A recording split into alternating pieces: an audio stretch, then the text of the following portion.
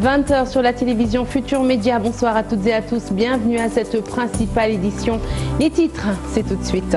Tristesse chez la famille Barrow qui attendait le retour de deux de ses pèlerins en provenance de la Mecque. Les victimes Thierno Tidiane Barrow et Thierno Sirajji Boli ont trouvé la mort dans un accident de la route qui a fait également 7 blessés, dont 3 graves. Pas de mammographie à l'hôpital Aristide de Dantec jusqu'à nouvel ordre. L'appareil est en panne, mais les équipes techniques sont à pied d'œuvre pour sa réparation. Les assurances du docteur Aloïs Diouf dans un court instant. Réplique des avocats de l'État suite à la révocation du maire de Dakar. Une décision bien fondée selon ses conseils qui affirment qu'il n'y a pas matière à débattre. Leurs arguments au cours de cette édition. Et puis préparation des Lions du basket pour la prochaine Coupe du Monde en Espagne. Matarba réagit aux propos du staff technique. Le ministre des Sports suggère à la direction technique nationale de laver le linge sale en famille. Voilà pour les titres. Le développement, c'est tout de suite.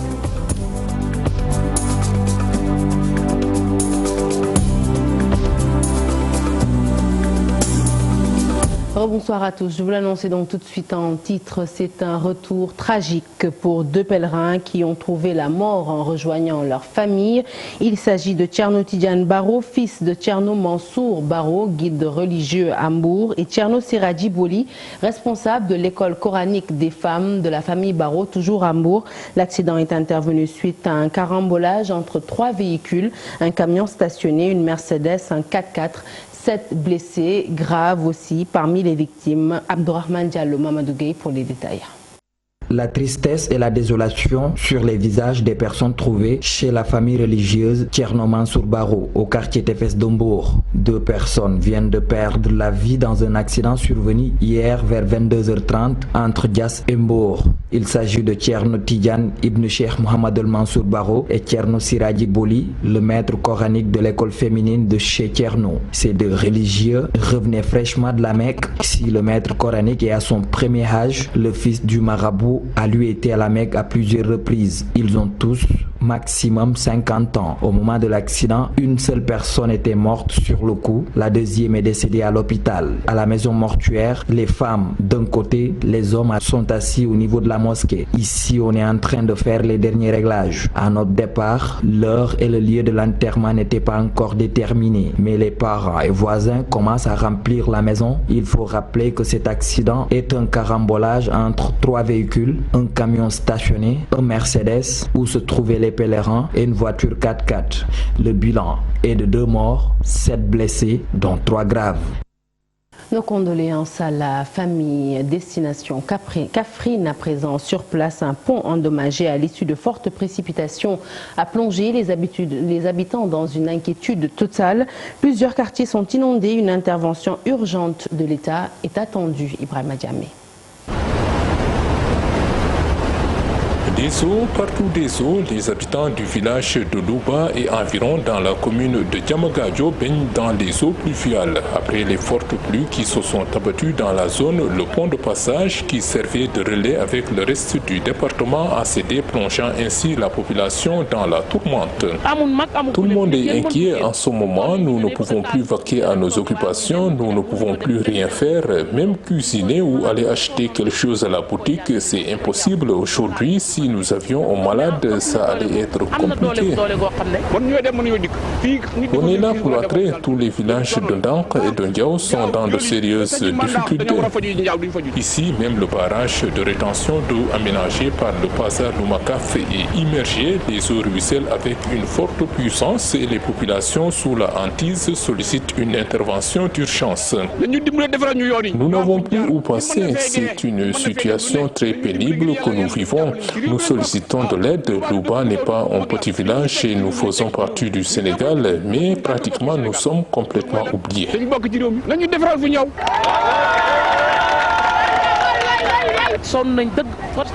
Il faut qu'on nous vienne à la rescousse. Nous sommes fatigués, surtout nous les femmes. Actuellement, les villages de Louba, Passingui et Dank sont inaccessibles. Personne ne sort et personne ne rentre. Les inondations refont ainsi surface dans cette localité de la région de Kaffrine après pourtant une longue pause pluviométrique qui avait fini d'inquiéter les paysans. Retour à Dakar pour parler d'assainissement à présent. La question des eaux usées, un phénomène qui hante les quartiers de Dakar. À Médina, par exemple, les habitants du quartier Kogne bu Ndaw sont dépassés par la situation. Suivons le reportage sur place de Tidiane Cissé et Mardian. En cette période pluvieuse, plusieurs quartiers de la capitale sénégalaise sont confrontés au phénomène des eaux usées. Quand il pleut, les canaux et les fosses sont souvent remplis. Résultat, ils déversent des eaux usées dans les rues qui dégagent une odeur nauséabonde au grand désarroi des populations. Toutes ces eaux usées qui sont au bord de route là, parce que c'est un peu gênant de marcher là-dedans et de rentrer avec des saletés à la maison et ça peut créer des maladies pour ceux qui vivent aux alentours, tels que le palu et plein d'autres maladies qui sont nauséabondes et surtout que des gens vendent à côté, c'est pas bon aussi pour la nourriture, pour l'hygiène publique.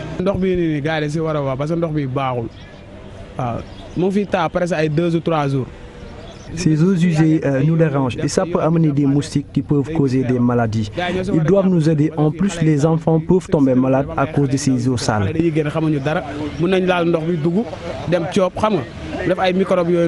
Pour ces populations, la question des eaux usées est un phénomène récurrent. Et le problème pour eux se situe au niveau des canalisations. Le problème est que les tuyaux dans les canaux ont duré. L'ONAS amène des camions chaque jour, mais les tuyaux doivent être changés. Odeur nauséabonde, eau infecte, détritus en décomposition campe le décor de certains quartiers de la capitale sénégalaise. Un problème environnemental qui pollue le quotidien des habitants du quartier Kogne bu Ndaw de la Médina et expose les populations à de nombreuses maladies. À Yoff Apexi, grosse bouffée d'oxygène pour les populations privées d'eau pendant des semaines. Elles bénéficient à nouveau d'un approvisionnement correct en la matière. Seul bémol, l'eau semble de qualité douteuse. Mbossé Sec et Mohamed Dien y ont fait un tour reportage. L'eau est de retour à Yoff Apexi. Les robinets coulent à flot au grand soulagement de la population. Le calvaire a duré des mois. Et obtenir de l'eau dans la journée était encore un rêve pour les habitants. L'eau coule normalement. Avant, on se levait à 4 h du matin pour remplir les bouteilles. Mais on peut l'avoir à n'importe quelle heure maintenant. On ne manque plus d'eau.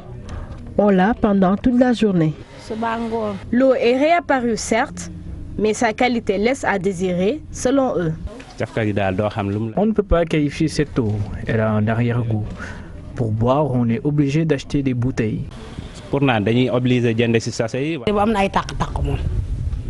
n'est pas limpide, je l'ai remarqué et ça a une odeur. Il y a un changement au niveau de l'eau avec un goût bizarre. Le forage inauguré le 13 août dernier pour soulager les populations est diversement apprécié dans ce même quartier. Le forage nous a permis d'avoir de l'eau jusqu'au deuxième étage, ce n'était pas le cas avant.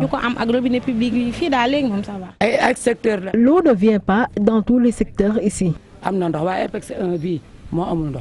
manque d'eau causé par des travaux sur le réseau de distribution, une situation qui a hanté presque toute la population de Dakar, mais nous assistons au retour de l'eau à la normale.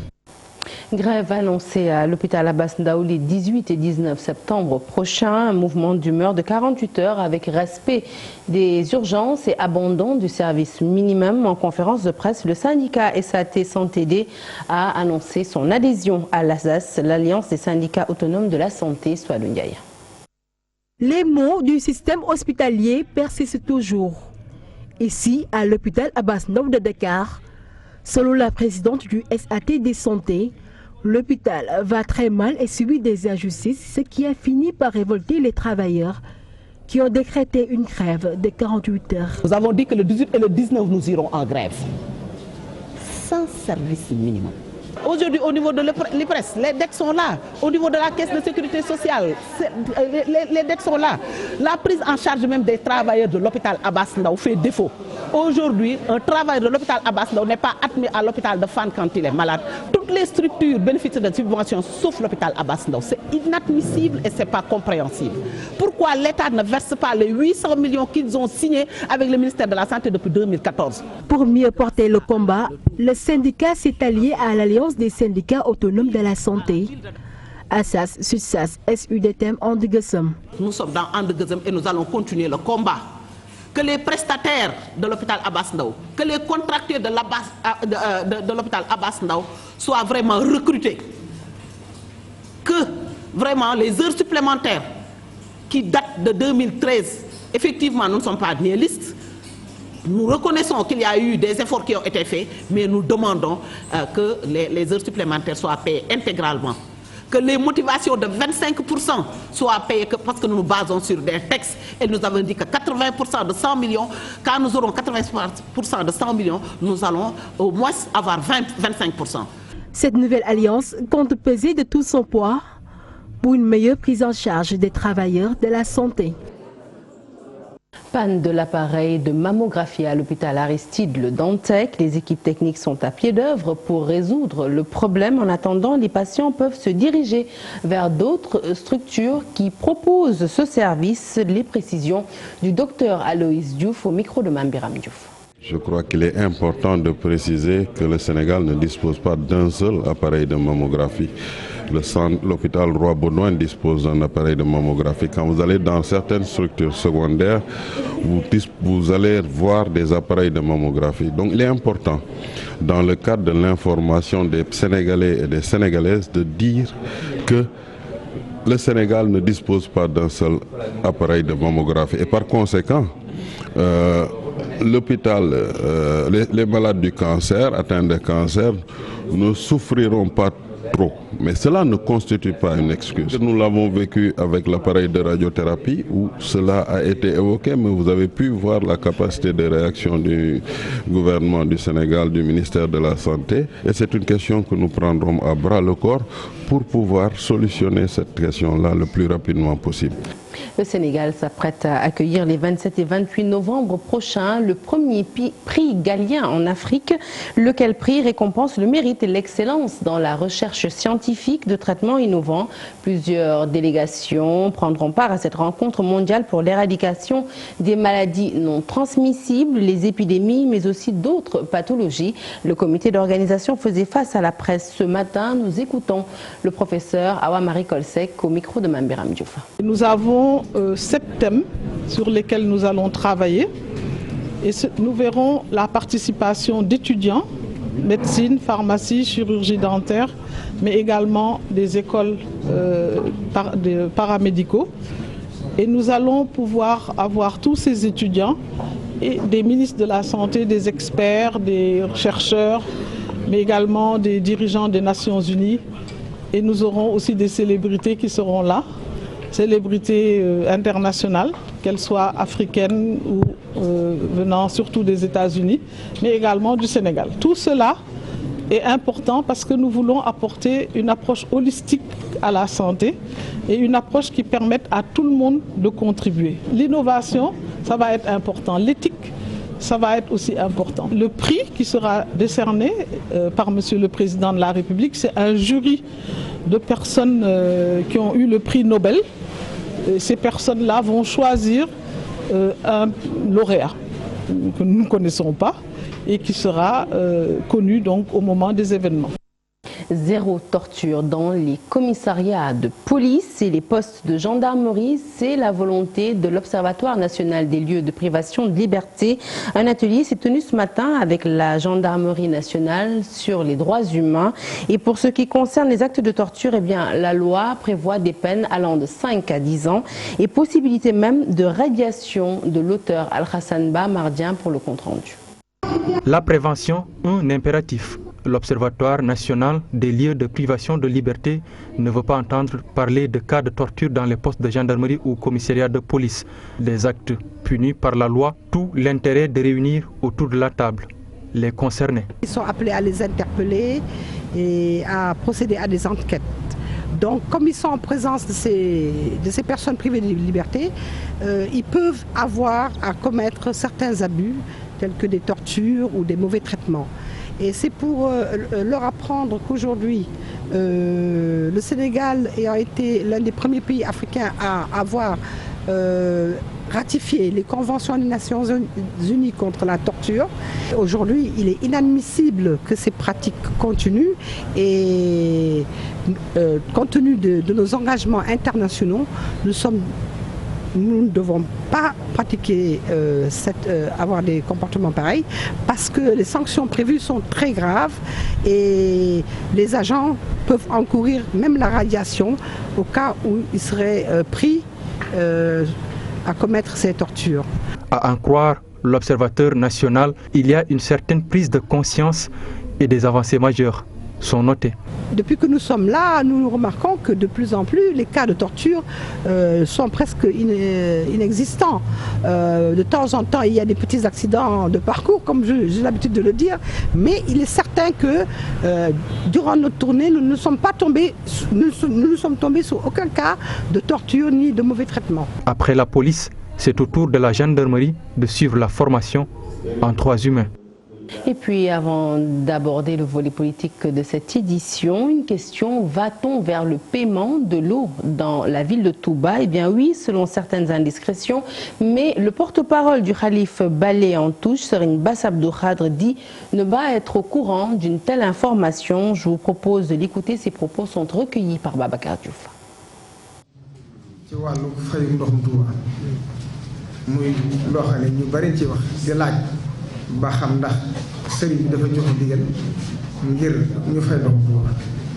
Vous êtes nombreux à vous poser la question de savoir est-ce que le Khalif général des Mourides a donné un ndigal pour que les factures d'eau soient payées à Touba. Je dois rompre le silence pour vous dire que jamais le marabout ne s'est encore prononcé sur la question. Le Khalif entend se plier aux décisions de ses prédécesseurs. Pour ce qui concerne l'État du Sénégal, je dois dire que nous n'avons pas encore été saisis sur cette question. À l'heure actuelle, les gens font des spéculations à travers les médias, mais aucun programme de l'État allant dans le sens de la facturation de l'eau à Touba n'a encore été soulevé. Par conséquent, nous n'avons aucune réponse allant dans le sens de ces rumeurs.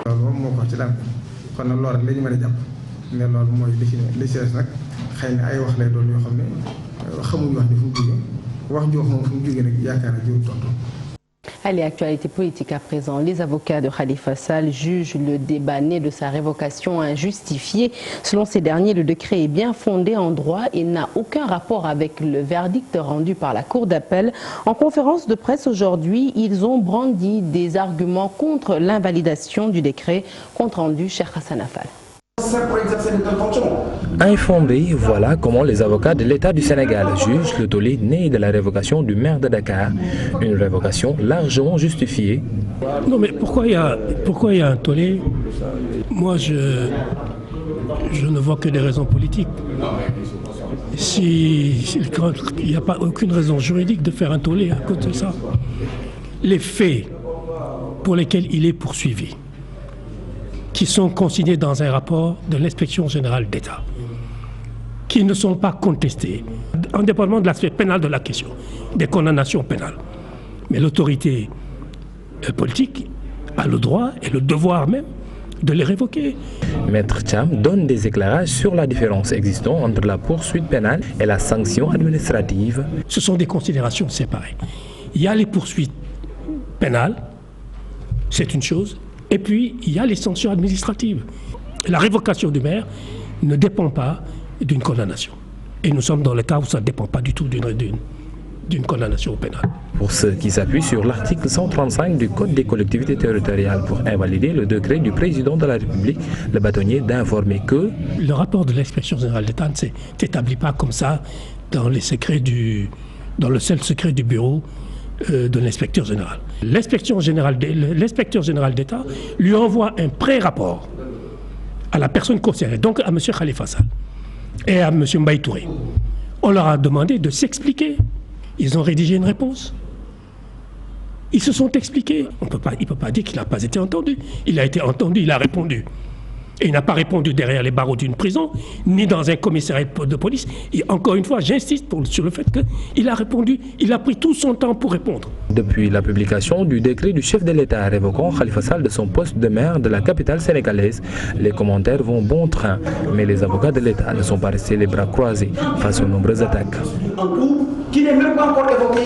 Ça y est, c'est parti. Aïssata Tall Sall a démarré sa campagne de collecte des signatures pour le parrainage. La présidente du mouvement Oser l'avenir pense que la vraie alternance aura lieu en 2019 lorsqu'elle sera élue présidente de la République du Sénégal. Nous l'écoutons, ses propos sont recueillis par Alioune Gueye. Pour le présent, il nous revient, face à cette réalité, d'engager maintenant la collecte des signatures afin de préparer notre dossier de candidature.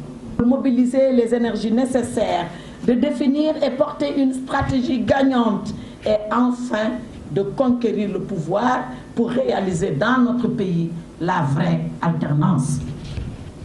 La vraie alternance, bon, je le dis, même si ça peut choquer, pour moi, ce n'est pas celle de 2000.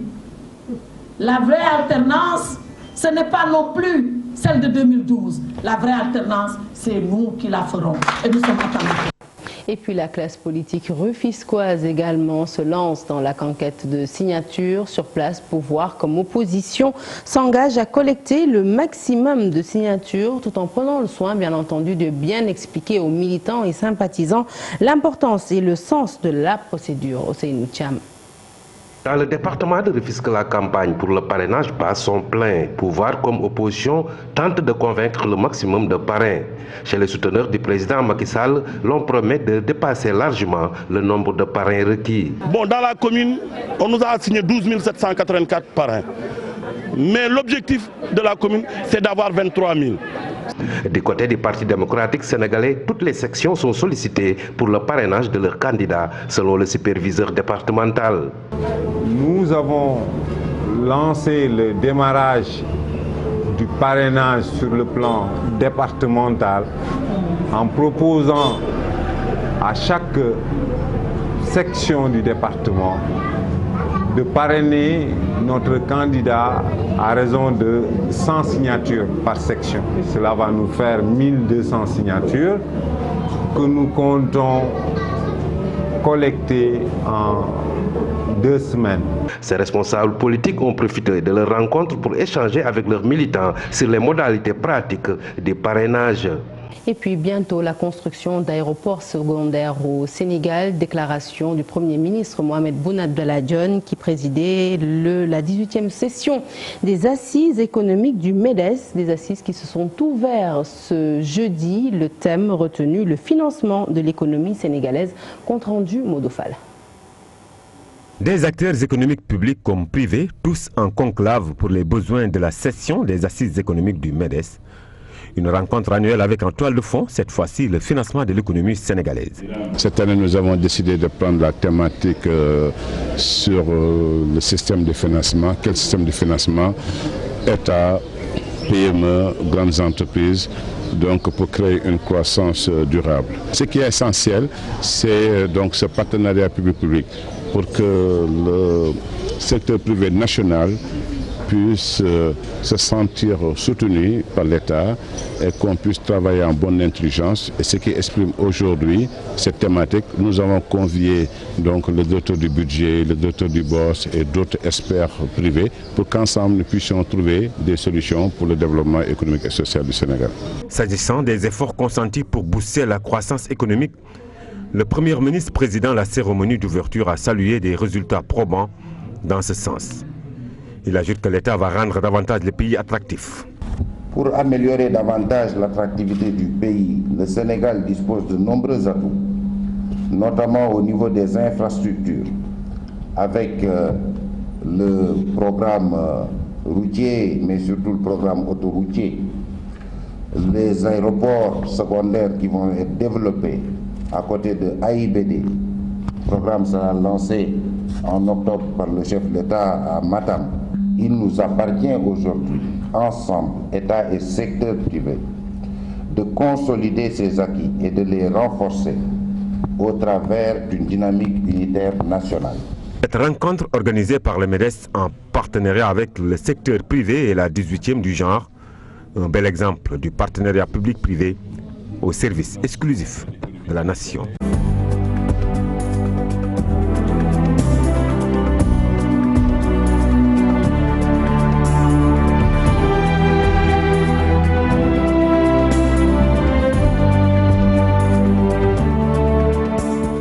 page des sports que nous ouvrons tout de suite avec les Lions du basket qui ont reçu ce matin le drapeau national, une cérémonie présidée par le ministre des Sports Mactar Bah qui a demandé aux joueuses un comportement irréprochable. Astou Traoré et compagnie veulent ainsi franchir un cap pour cette Coupe du Monde qui se tient en Espagne et plus précisément à Tenerife du 22 au 30 septembre. Compte rendu Chertidiane Diawo et Younous Diatta. Une cérémonie symbolique devenue traditionnelle à la veille de chaque conquête des équipes nationales. Les Lions du basket, désormais habitués, ont reçu le drapeau national, accompagné d'un message clair et sans embâche. Rappelez-vous à tout moment que le port du maillot national est un honneur exceptionnel qui engage des exigences et des comportements tout aussi exceptionnels. À Tenerife, en Espagne, il s'agira de défendre les couleurs de votre nation face à des adversaires tout aussi déterminés. Cette cérémonie, une première pour Yacine Diop. L'ailière des Lions s'est sentie fière. Cette opportunité n'est pas donnée à tout le monde. Donc et le message du ministre, ça nous motive encore de plus. Et c'est vraiment très encourageant parce que comme je disais, cette occasion n'est pas donnée à tout le monde. Donc on est fiers aujourd'hui d'être parmi le groupe. Les Lions du Sénégal, très motivés pour cette compétition, ne veulent pas faire de la figuration. On ne va pas en promenade. C'est pas la première fois que le Sénégal participe à une Coupe du Monde. Et tout récemment, on a participé aussi aux Jeux Olympiques de Rio 2016. Et c'est vrai que de chaque compétition, on acquiert une expérience. Donc à chaque fois, on dit qu'on va partir pour travailler, pour apprendre. C'est vrai que ce sera le même motif. On va partir pour apprendre, mais aussi on va partir pour compétir. Oumoukhely Thiam et compagnie vont quitter Dakar pour la France pour continuer leur préparation avant de rallier l'Espagne aux alentours du 20 septembre prochain pour entamer la compétition. Et puis toujours en basket et toujours avec Mactar Bah, le ministre des Sports qui réagit au couac noté dans la préparation des Lions du basket. Le ministre des Sports demande au staff technique de s'en ouvrir à la direction technique nationale au lieu de s'épancher dans la presse, non sans mettre en relief les efforts que l'État du Sénégal a fait sur le basket. Je vous propose de l'écouter toujours au micro de Chertidiane Diawo et Younous Diatta. Moi, je ne suis pas un ministre qui vous dit tout se passe bien. Non, mais il faut mesurer les efforts de l'État. Et tout le monde peut dire, effectivement, avec le chef de l'État, on a fait des pas qualitatifs dans la prise en charge des athlètes sénégalais. Ça, personne ne peut le nier. Donc, concentrons-nous sur l'essentiel. Nous avons un pays qui nous engage, un pays qui aujourd'hui a distribué des rôles aux uns et des autres. Vous en avez. Et c'est ensemble qu'on pourra réussir ce rôle-là que l'État nous a donné. Mais ce n'est pas en tirant sur les uns et les autres. Les présidents de fédération, c'est vous qui allez chercher les entraîneurs. Ce n'est pas le ministre des Sports. S'il y a des difficultés, les entraîneurs devraient parler au directeur technique et au président de fédération et calmement au niveau du ministère pour régler les difficultés. Et voilà qui met un terme à cette édition que je suis ravie de vous avoir présentée. Prochain rendez-vous de l'information, le tout en images à 0h. L'info qui se poursuit sur votre site www.igfm.sn. Excellente suite des programmes sur la TFM. Excellente soirée. À demain.